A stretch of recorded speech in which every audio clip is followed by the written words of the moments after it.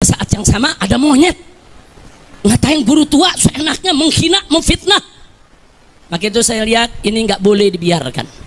Maka itu berdasarkan pertemuan ini, saudara, saya mau sampaikan nih kepada monyet yang sudah mendirikan ormas monyet dengan laskar monyet yang didukung oleh sejumlah jenderal-jenderal monyet, saudara. Ada oknum-oknum jenderal-jenderal monyet yang mendukung ormas monyet ini, saudara. Saya mau sampaikan kepada mereka, sudahlah, capek kita.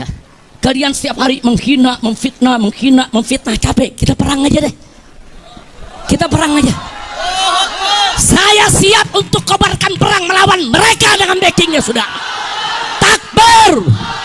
Umat Islam semua saya tanya, siap perang lawan gerombolan monyet? Takbir. Takbir. Takbir. Kuasa, kapanpun dia berkuasa, siapapun berkuasa, itu kan salah kepentingannya, salah satu pertimbangan utamanya apakah itu selaras dengan mempertahankan kekuasaan apa tidak. Maka oleh karena itu, apa yang disampaikan Gus Fakih itu kan sifatnya ideologis. Oke lah kalau dianggap ideologi ini sudah mati gitu ya. Nah, saya perlu memberikan masukan kepada Pak Prabowo, pemerintah sekarang gitu. Jadi satu, jangan kasih sedikit pun ruang untuk kelompok radikal. Coba lihat itu yang di film Game of Thrones itu. Bagaimana sedikit kelompok radikal dikasih angin ya menghancurkan negara. Yang kedua, apa yang disampaikan Gus Fakih tadi mengenai frustrasi sosial yang sekarang itu mulai digencarkan oleh kelompok oposisi maupun kepentingan internasional yang tidak suka dengan Pak Prabowo, yang diwujudkan oleh demo mahasiswa maupun suara-suara netizen terutama kalangan muda. Itu selama ini itu menurut saya sejauh ini itu karena niat baik Pak Prabowo dan ya implementasinya ya nggak terlalu geser dari apa yang dimaui presiden gitu di level pelaksanaan itu. Yang saya khawatirkan cuma satu, karena selama ini yang masih setia, yang masih percaya sepenuhnya kepada Prabowo itu hanya kelompok kita, hanya kelompok pribumi. Kalau trennya bawaan-bawaan Pak Prabowo itu seperti ini terus menerus sedikit demi sedikit mencubit, mengiris yang menimbulkan rasa sakit di kalangan pribumi itu terus menerus, saya khawatir pemerintahan Pak Prabowo itu tidak sampai. Diprotes kali sahabat yang lain, saya punya anak lebih tua dari ini kok nggak diangkat, ini cilik diangkat, oh konbeng nomor gini diceluk kabeh diuji. Umar nanya, saya nanya, apa tafsir idza jaa nasrullahi wal fath wa ra'aitan nasa yadkhuluna fi dinillahi afwan. Ternyata wong tuwek-tuwek iki sitok ora ono sing jawab.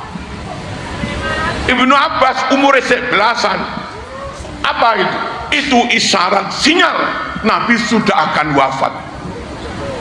Kok bisa? Nabi itu tugasnya dakwah. Kalau sudah yadkhuluna fi dinillahi afwaja, umat Islam masuk Islam berbondong-bondong, ratusan ribu masuk Islam, berarti tugas Nabi akan selesai. Kan ngene lek tugasnya selesai berarti badhe ditimbali malih karo Gusti Allah. Surat An-Nasr yadkhuluna fi dinillah, tirose Ibnu Abbas isyarat sinyal Nabi sudah badhe wafat, badhe meninggal dipanggil Allah. Dan ini riwayat Imam Bukhari. Dari dulu Islam mengedepankan ilmu. Imam Syafi'i seumur 14 jadi hakim agung teng Yaman 3 tahun. 14 sih SMP bu, langit dah, sanawiyah. Tapi krono Imam Syafi'i top, hafal luar biasa, jadi hakim agung. Itu loh Islam, nggak melihat nasab siapa, nggak melihat kaya atau miskin, nggak melihat tua atau muda, pokok yang paling berilmu yaitu clear. Halo, jangan menaruh ilmu di bawah yang lain-lain. Yang lain-lain kudu manut anake wong tukang becak 70 hafid Quran kabeh, hatam Bukhari Muslim kabeh, sregep tahajud kabeh, nawu sorop apal, tapi wong 70 kabeh anake orang tukang becak, anake orang tukang ngarit nyari rebeh. Halo, dengan satu anak cucunya kenarok, lebih mulia mana?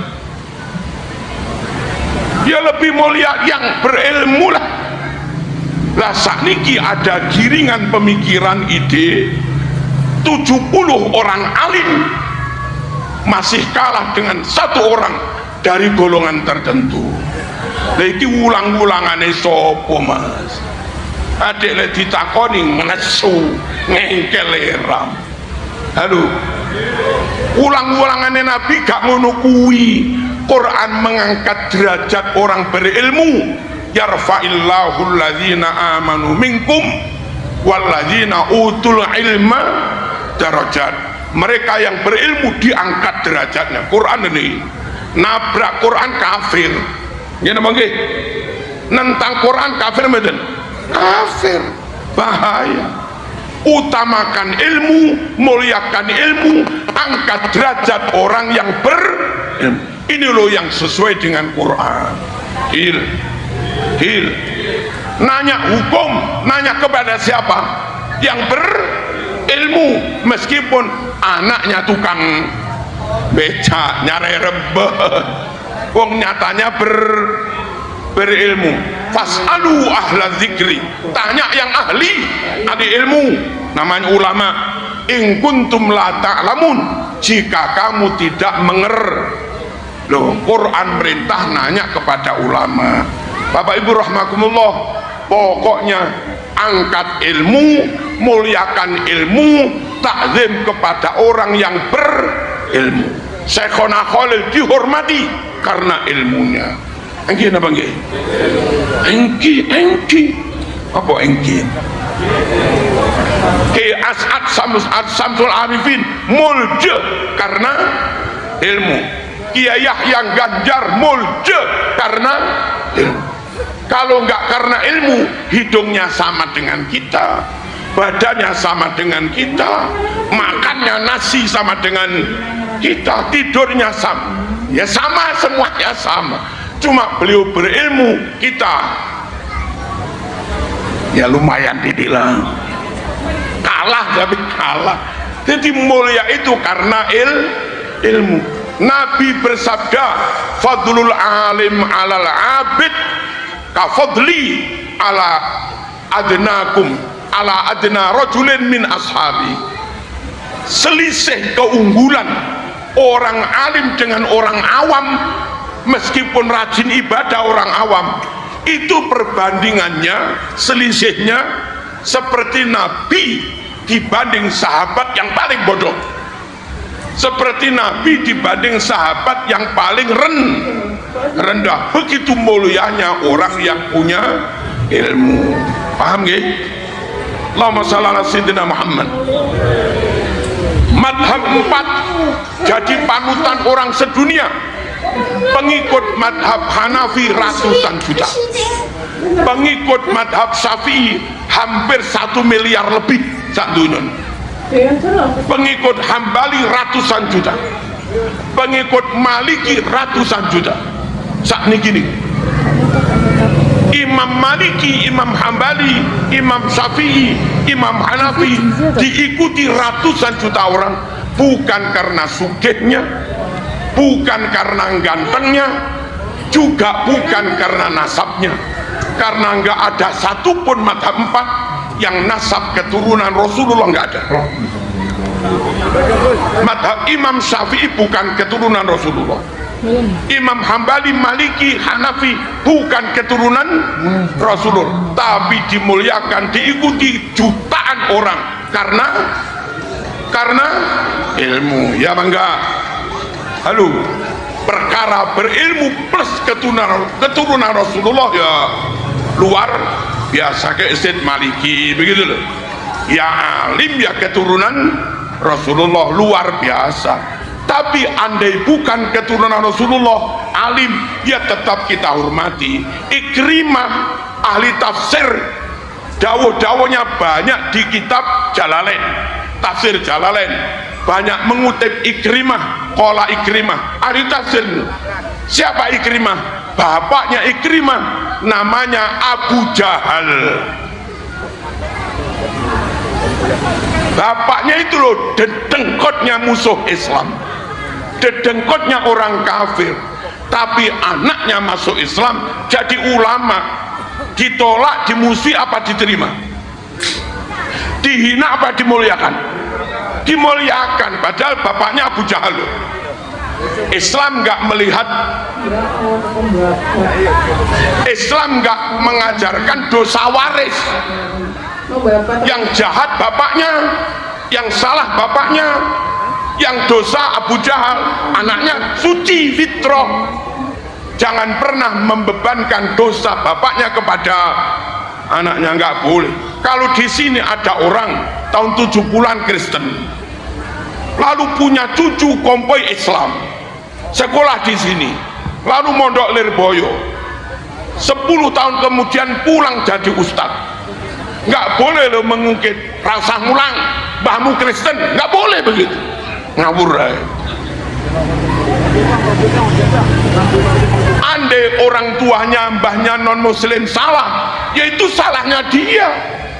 Cucunya masuk Islam nggak ikut salah, paham nggak?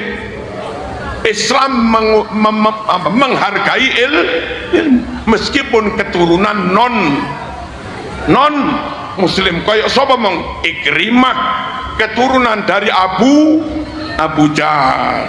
Barangkali tahun 60-an ada tokohnya PKI, kan sangat mungkin ya, ketika itu perang sama tentara, sama yang Islam, sama Banser.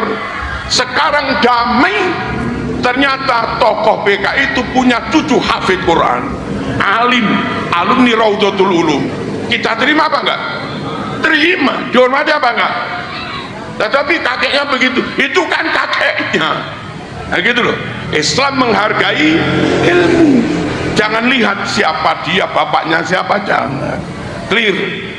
Perkara dia alim, cucunya Kiai Yahya, dia top, bapaknya top, kakeknya top, ya alhamdulillah kalau gini mas. Tapi andai orang alim itu dulu kakeknya tokoh PKI, nggak masalah. Pondok saya yang sekarang masjid tak rehab, yang wakaf tanah masjid itu Pak Martimin, dulu tahun 65 tokoh PKI. Kena saya akhirnya mau sholat insaf, pergi haji beberapa kali, mewakafkan tanahnya untuk pondok, sekarang jadi masjid itu. Tak tolak apa tak terima? Tak tolak apa tak terima? Tetapi dia mantan pentolan PKI. Itu kan dulu. Mending mantannya PKI jadi kiai daripada mantan kiai jadi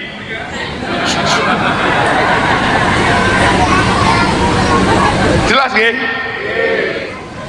Sekarang orang lagi ruwet-ruwet, ini yang mengunggulkan kekayaannya, ini mengunggulkan partainya, ini mengunggulkan sukunya, ini mengunggulkan nasabnya. Jawabannya, kalau enggak berilmu minggir, ngono ae wis enak.